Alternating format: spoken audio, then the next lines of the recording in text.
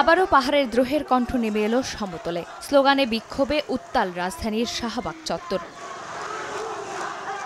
বৃহস্পতিবার খাগড়াছড়ি দীঘিনালায় পাহাড়ি ও বাঙালিদের সংঘর্ষে ৩ জন নিহত হন, আহত হন অন্তত ২০ জন। এ সময় পাহাড়ি জনগোষ্ঠীর দোকান ও ঘরবাড়িতে আগুন দেওয়া হয়। এরই প্রতিবাদে শুক্রবার সকালে ঢাকা বিশ্ববিদ্যালয় থেকে মিছিল নিয়ে শাহবাগে জড়ো হন কয়েকশো আদিবাসী শিক্ষার্থী ও আন্দোলনকারীরা।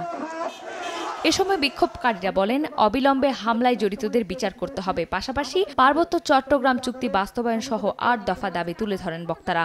পাহাড় এখনো জ্বলছে, দীঘিনা এখনো জ্বলছে, আমরা জ্বলতে দিতে পারি না। গত পরশুদিন আপনারা সবাই দেখেছেন হাজার হাজার ছাত্র শান্তিপূর্ণভাবে খাগড়াছড়িতে মিছিল করেছে। আমরা সকলে ঐক্যবদ্ধভাবে পাহাড় থেকে সেনা শাসন সেটা ওখান থেকে প্রত্যাহার একটা জোর দাঁড়িয়ে রাখছি।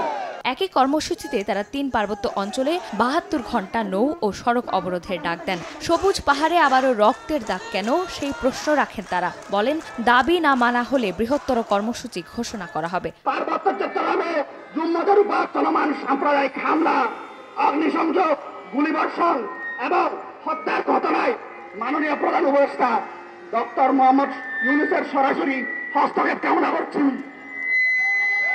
এবং একই সাথে আগামীকাল থেকে ৭২ ঘন্টার জন্য পুরো পার্বত্য চট্টগ্রামে সড়ক ও জনপথে নৌপথে অবরোধ ঘোষণা করছে।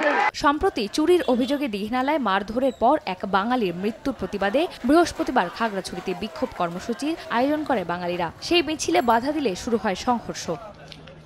চন্দ্রিমা চৌধুরী, সময় সংবাদ, ঢাকা।